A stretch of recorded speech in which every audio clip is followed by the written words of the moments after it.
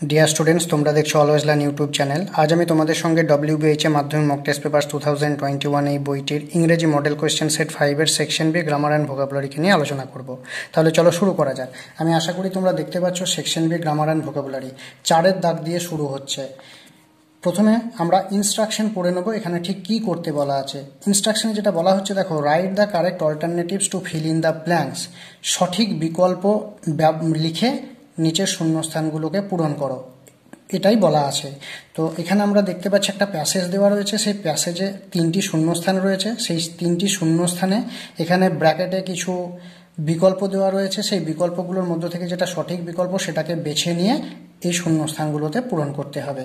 আর প্রত্যেকটা শূন্যস্থানের জন্য 1 নম্বর করে আছে, 3টের জন্য মোট 3 নম্বর।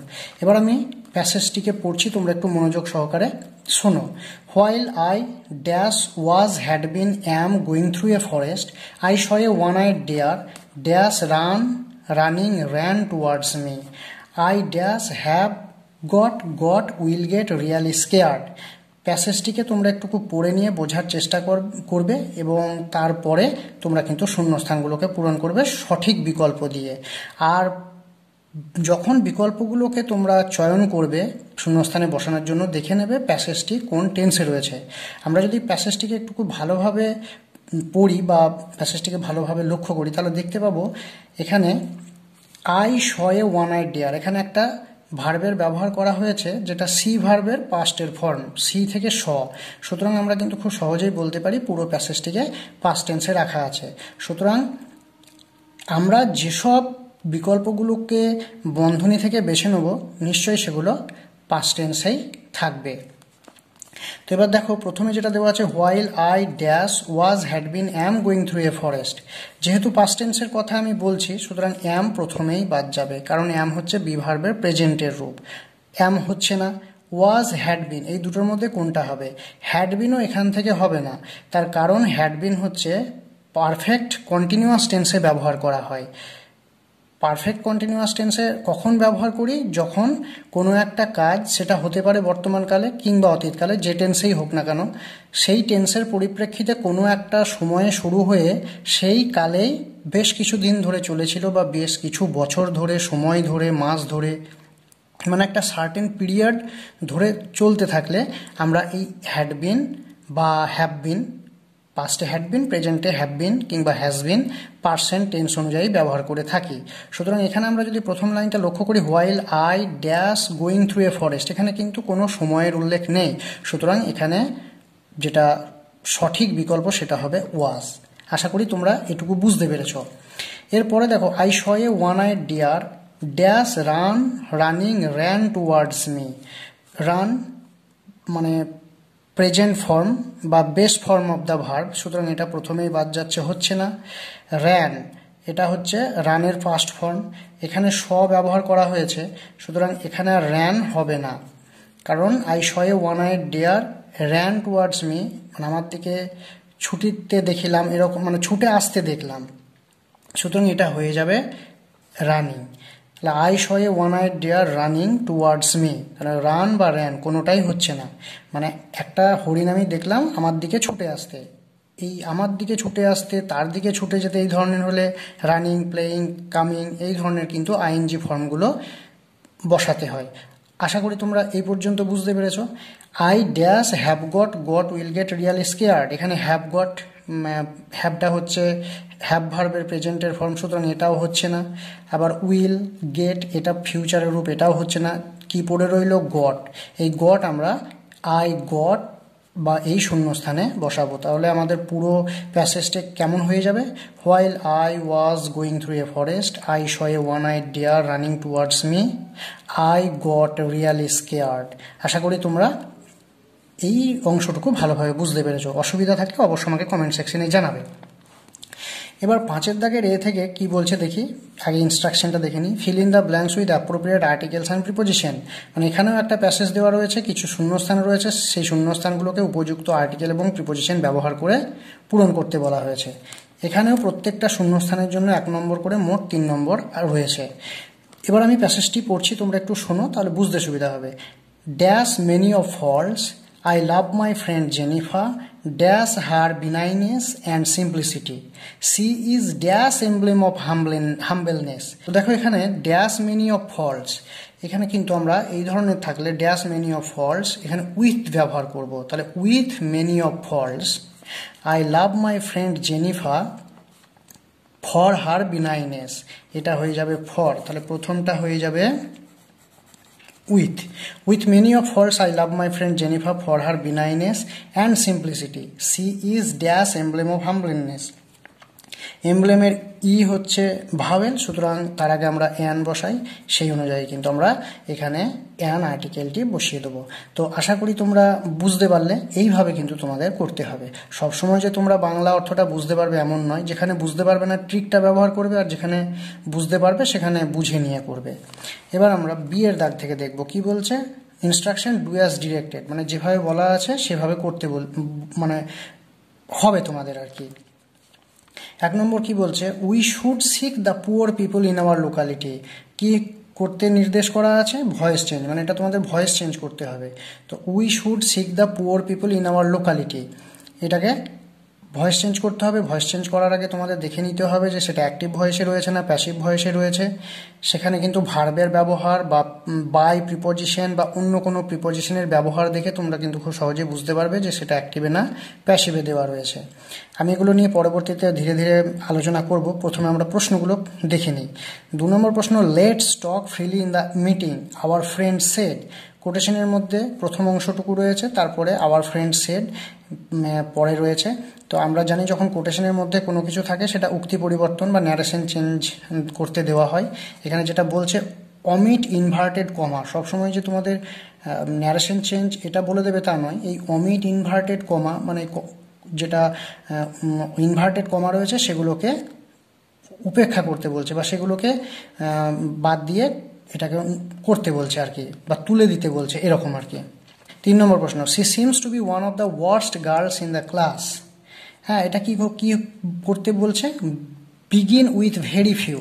তো ভেরি ফিউ এর ব্যবহার আমরা কোথায় করি? ভেরি ফিউ এর ব্যবহার আমরা কিন্তু যখন ডিগ্রি চেঞ্জ করি সেক্ষেত্রে করি।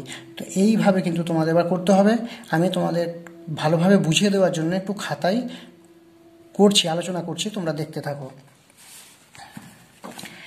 এই যে আমি খাতার মধ্যে প্রশ্নগুলোকে লিখে রেখেছি, তোমরা শুধুমাত্র একটু ভালোভাবে লক্ষ্য করো আমি ঠিক এবার কীভাবে করছি, তাহলে তোমাদের সেক্ষেত্রে সুবিধা হবে বুঝতে। তো দেখো এখানে কিন্তু ভার্বের যেটা ব্যবহার আমরা দেখছি, we should sick the poor people in our locality, মানে এখানে শুড ভার্বের ব্যবহার আছে, আর তার সঙ্গে সঙ্গে এখানে কিন্তু কোনো রকম শুডের পরে কোনো বি ভার্বের ব্যবহার কিন্তু এখানে নেই। তো শুড, উইল, উড এই ধরনের ভার্বগুলো যখন থাকবে তার পরে পরে যদি বি ভার্বের ব্যবহার থাকে, মানে বি এই ভার্বটার ব্যবহার করা হয়, তাহলে সেটা কিন্তু প্যাসিভে আছে ধরে, মানে তোমাদের বুঝে নিতে হবে। কিন্তু যেহেতু এখানে বি এই ভার্বের ব্যবহার নেই, সুতরাং এটা কিন্তু অ্যাক্টিভে আছে, এবং তার সঙ্গে সঙ্গে এখানে কিন্তু কোনো প্রিপোজিশনের ব্যবহারও নেই, সুতরাং এটা অ্যাক্টিভ ভয়েসে আছে, তোমাদের প্যাসিভ করতে হবে। তো অ্যাক্টিভ ভয়েস থেকে প্যাসিভ করার নিয়ম কি? সাবজেক্ট, ভার্ব, অবজেক্ট এগুলোকে বেছে নেওয়া। তো আমাদের সাবজেক্ট এখানে কোনটা? সাবজেক্ট হচ্ছে উই। শুড সিক, শুডটা হচ্ছে এভি অক্সিলারি ভার্ব, সিকটা হচ্ছে MV main verb, the poor people এইটা হচ্ছে অবজেক্ট। আর এবার তোমাদেরকে এটাকে প্যাসিভ করতে হবে। তাহলে অ্যাক্টিভ ভয়েসের সাবজেক্ট প্যাসিভে অবজেক্ট হয়, আবার অ্যাক্টিভ ভয়েসের অবজেক্ট প্যাসিভে সাবজেক্ট হয়। তাহলে অ্যাক্টিভ ভয়েসের অবজেক্ট কি আছে? The poor people. তাহলে দ্য পুয়ার পিপলটা আমরা প্রথমে লিখব, দ্য পুয়ার পিপল। এবার শুড আছে, ভার্ব ব্যবহার করতে হবে আমাদের, কারণ সাবজেক্টের পর আমাদের ভার্ব ব্যবহার করতে হয়। তাহলে দ্য পুয়ার পিপল শুড আছে, শুড লিখে দেবো। উচিতার্থে, এই শুড উচিতার্থে ব্যবহার করা হচ্ছে, সুতরাং এই শুডের আর কোনো পরিবর্তন হবে না। তাহলে দ্য পুয়ার পিপল শুড, তারপর একটা বি ভার্ব ব্যবহার করব, শুড বি। সিকটা হচ্ছে মেন ভার্ব, এই মেন ভার্বের আমরা অ্যাক্টিভ ভয়েস থেকে প্যাসিভ করার সময় মেন ভার্বের কোন ফর্ম ব্যবহার করি? থার্ড ফর্ম ব্যবহার করি, বা V3 ফর্ম বা পাস্ট পার্টিসিপেল ফর্ম। তাহলে সিক ভার্বের পাস্ট পার্টিসিপেল ফর্ম হচ্ছে শর্ট, বানান হচ্ছে SOUGHT। তাহলে the poor people should B short. Poor people in our locality, এই অংশটুকু পুয়ার পিপলের পরে লিখে দেওয়া বেশি ভালো হবে, শুনতে ভালো লাগবে। Poor people in our locality. The poor people in our locality should be shot by us. আমরা এইভাবেও করতে পারি, কিংবা আরও একরকমভাবে করতে পারি, the poor people should be shot by us in our locality. তোমরা আশা করি তোমরা বুঝতে পারলে। তাহলে তোমাদের মনে রাখতে হবে যে অ্যাক্টিভ ভয়েসের সাবজেক্ট প্যাসিভ ভয়েসে অবজেক্ট হয়ে যাবে, অ্যাক্টিভ ভয়েসের অবজেক্ট প্যাসিভ ভয়েসে সাবজেক্ট হয়ে যাবে, আর মেন ভার্বের সবসময় থার্ড ফর্ম বসাতে হবে, তার সঙ্গে সঙ্গে একটা প্রিপোজিশন বাই বসবে। সেটা কোনো কোনো জায়গায় ইন জেনারেল বাই হয়, কোনো কোনো জায়গায় অ্যাপ্রোপ্রিয়েট প্রিপোজিশন হিসাবে উইথ, টু এগুলোও ব্যবহার করতে হয়।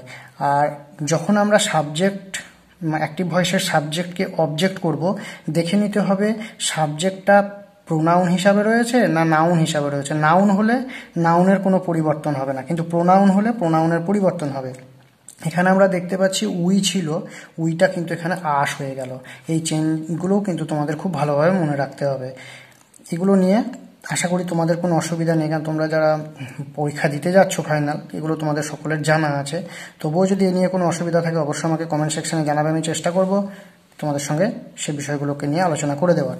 দ্বিতীয় প্রশ্ন হচ্ছে কি বলছে, let's talk feel in the meeting our friend shed. এখানে কি করতে বলা হয়েছিল, অমিট ইনভার্টেড, এই যে কমা, মানে কমাটাকে ইনভার্টেড কমাটাকে তুলে দিয়ে এটাকে করতে বলা হয়েছে। তো আমরা ইনভার্টেড কমা তুলে দেওয়া মানে কি, মানে ডিরেক্ট থেকে ইনডিরেক্ট করা, মানে ন্যারেশন চেঞ্জ করা, সেটাই আমরা করব। কিভাবে করব, লেটস আছে যখন এই ধরনের কোনো কিছু থাকবে, লেটস, তো লেটস মানে হচ্ছে প্রস্তাব দেওয়া, তো প্রপোজড করব আমরা, মানে লেটস কথাটা থাকলেই এটাকে বুঝে নিতে হবে যে এখানে একটা প্রস্তাবের কথা বলা আছে। তো যখনই এই ধরনের লেটসের ইউজ হবে, তখন আমরা যেটা রিপোর্টিং ভার্ব থাকবে সেই রিপোর্টিং ভার্বে প্রপোজড লিখব। এখানে কি ছিল, আওয়ার ফ্রেন্ড সেড ছিল, কিন্তু যখন আমরা এটাকে ডিরেক্ট থেকে ইনডিরেক্ট করব, লিখব আওয়ার ফ্রেন্ডস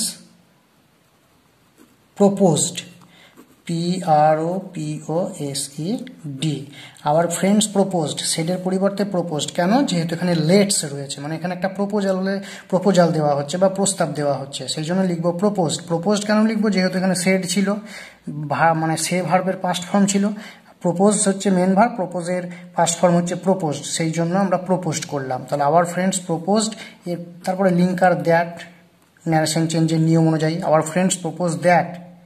এখানে কি আছে, let's talk feel in the meeting, কাদের কথা বলছে, আমাদের কথা বলছে, তাহলে উই, তারা নিজেদের কথা বলছে আর কি। তার মানে our friends propose that we should talk freely in the meeting.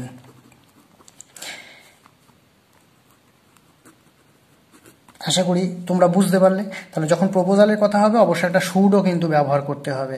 Hour friends propose that we should অবশ্যই ব্যবহার করতে হবে, না হলে কিন্তু পুরো ন্যারেশনটাই মানে চেঞ্জটা ভুল হয়ে যাবে, ডিরেক্ট থেকে ইনডিরেক্টটা ভুল হয়ে যাবে, সেক্ষেত্রে কিন্তু মার্কসও পাওয়া যাবে না।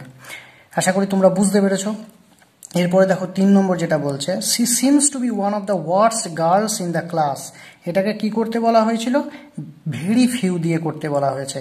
যখনই কোনো জায়গায় ওয়ান অফ দ্য থাকবে, ওয়ান অফ দ্যার পরে পরে কিন্তু যে অ্যাডজেক্টিভটা ব্যবহার করা হয় সেটা কিন্তু অ্যাডজেক্টিভের সুপারলেটিভ ফর্মটা ব্যবহার করা হয়।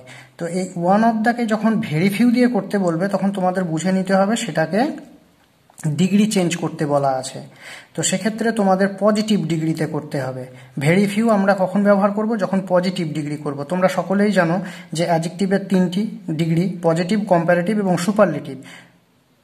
কম্প্যারেটিভ দুজনের মধ্যে তুলনা করার ক্ষেত্রে ব্যবহার করা হয়, আর সুপারলেটিভ অনেকের মধ্যে তুলনা করার ক্ষেত্রে ব্যবহার করা হয়। আর পজিটিভ সেখানে তুলনাটা থাকছে না। আশা করি বোঝাতে পারলাম। তাহলে এবার কিভাবে করব, ভেরি ফিউ দিয়ে শুরু করতে বলেছে, তাহলে প্রথমেই আমাদের কিন্তু ভেরি ফিউটা লিখতে হবে। আশা করি তোমরা দেখতে পাচ্ছ। তাহলে ভেরি ফিউটা কি, ভেরি ফিউটা কার কথা বলা হচ্ছে, এখানে যেটা সাবজেক্ট কোনটা, সেটা হচ্ছে এই যে গার্লস।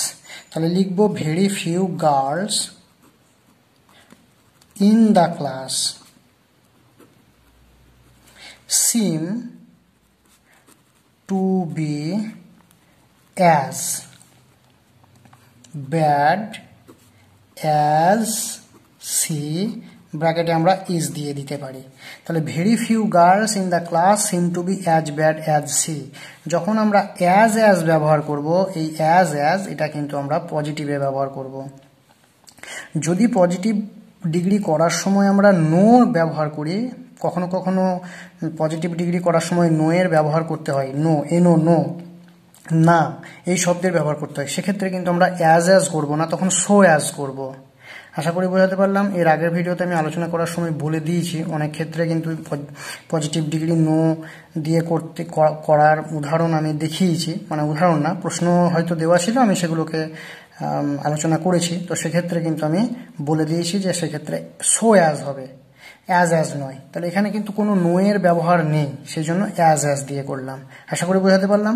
তাহলে তোমাদের যদি কখনো কোনো সেন্টেন্স দিয়ে দেয় ভেরি ফিউ দিয়ে, এবার তোমাদের যদি এরকম করতে বলা হয় যে অমিট ভেরি ফিউ, মানে ভেরি ফিউটাকে মুছে দাও, দিয়ে rewrite the sentence omitting very few, এরকম যদি দেওয়া থাকে তখন তোমাদের এইভাবে করতে হবে, এই ওয়ান অফ দ্য ব্যবহার করে, মানে এই সেন্টেন্সটাই তোমাদের আবার ঘুরিয়ে নতুন করে লিখতে হবে। সেই জন্য এই যেগুলো আমি তোমাদের এই বই থেকে যেগুলো করানো হচ্ছে সেগুলো খুব গুরুত্বপূর্ণ।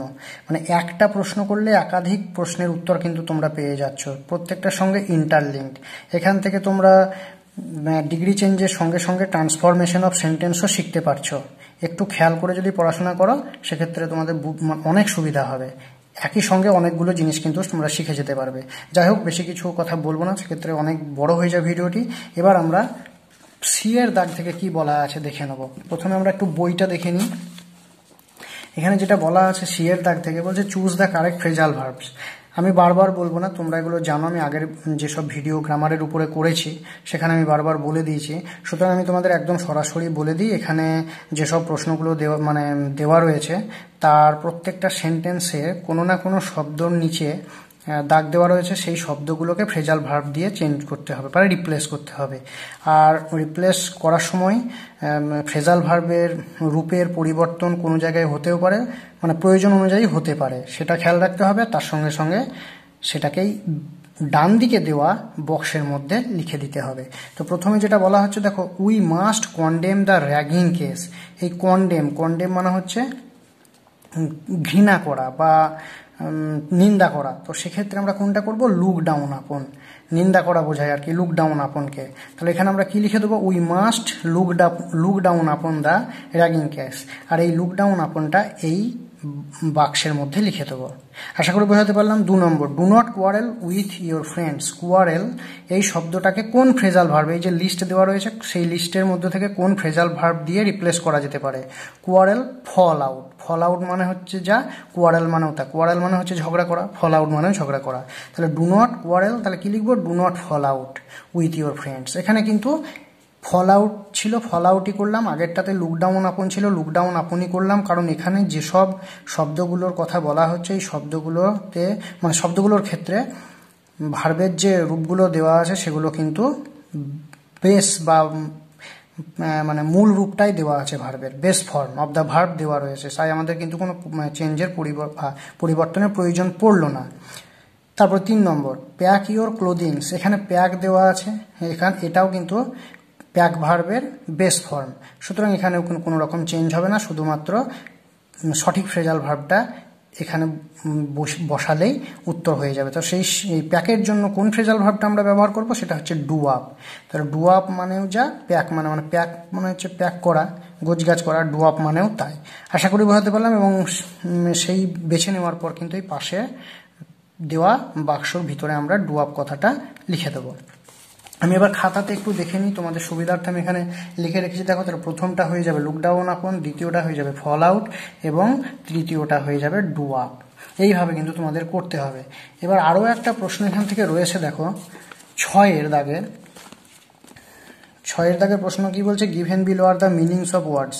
মানে তোমরা যে আনসিন পোর্শনটা করবে, সেই আনসিন পোর্শন থেকে কিছু কিছু ফ্রেজ বা কিছু কিছু শব্দ তোমাদের দিয়ে দেওয়া হবে এবং সেই সব শব্দের নিয়ারেস্ট মিনিং সেই আনসিনের প্যাসেজ থেকে খুঁজে বের করেই পাশের দেওয়া বাক্সের ভিতরে তোমাদের লিখতে হবে।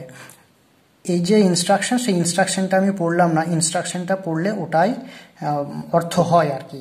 তো যাই হোক, ভিডিওটা অনেক বড় হয়ে যাবে, সেই জন্য আমি বলতে পারছি না। আর প্রত্যেকটার জন্য কিন্তু 2 নম্বর করে দেওয়া থাকবে, 4টে দেওয়া থাকবে 8 নম্বর। এটা কিন্তু বেশ কঠিন, তবে একটু মনোযোগ সহকারে কয়েকবার যদি প্যাসেজটাকে পড়া যায় সেক্ষেত্রে অনেক সময় ইজি হয়ে যায় ব্যাপারটা। আর সি এর দাগ থেকে কিন্তু প্রত্যেকটার জন্য 1 নম্বর করে ছিল, 3টে দেওয়া ছিল 3 নম্বর। আর তার আগে যে বি এর দাগ, সেখানে কিন্তু প্রত্যেকটা প্রশ্নের জন্য 1 নম্বর করে দেওয়া ছিল, 3টে ছিল, মোট নম্বর 3 ছিল। এইভাবে কিন্তু তোমাদের মার্কস ডিভিশন বা নম্বর বিভাজনটাও খুব সুন্দর করে এখানে দেখিয়ে দেওয়া হয়েছে। এই বইটা তোমাদের কাছে আছে আশা করি তোমাদের হাতে, সুতরাং তোমরা যখন এই বইটাকে প্র্যাকটিস করছো খুব ভালোভাবে ব্যাপারগুলোকে বুঝতে পারছো। যাই হোক, আমি এবার দেখে নিই এখানে প্রথম প্রশ্ন কি রয়েছে। প্রথম প্রশ্ন যেটা রয়েছে দেখো 1 নম্বর, feeling or showing readiness to fight, মানে হচ্ছে লড়াই করার যে একটা অনুভূতি সেটাকে দেখানো। তো এই ফ্রেজটাকে আমরা কোন শব্দ দিয়ে, মানে নিয়ারেস্ট কোন শব্দ দিয়ে প্রকাশ করতে পারি, সেটা হচ্ছে তোমাদের আনসিন প্যাসেজ থেকে যেটা আমি পেয়েছি, দেখাই একটু, দেখো তোমরা, এটা হবে ডেসপারেট। সরি, একটু অসুবিধা হচ্ছে হয়তো। ডেসপারেট এই শব্দটা দিয়ে, এই ডেসপারেট শব্দটা আমরা কোথায় পেয়েছি সেটাও আমি একটু পরে তোমাদের দেখাচ্ছি। তারপরে প্রশ্ন দেখো, relating to or causing much discussion, প্রচুর পরিমাণে মানে কথা বলা বা আলোচনা করা বা ঝগড়া ঝামেলা হওয়া, সেটা হচ্ছে কন্ট্রোভার্সিয়াল। তৃতীয়, কুইক অর প্রম্পটস ব্রিস্ক, মানে কুইক অর প্রম্পটস মানে হচ্ছে দ্রুত, সেটাকে মানে কোন শব্দ দিয়ে প্রকাশ করা যায়, ব্রিস্ক, মানে এটাও তাই, চটপটে বা দ্রুত।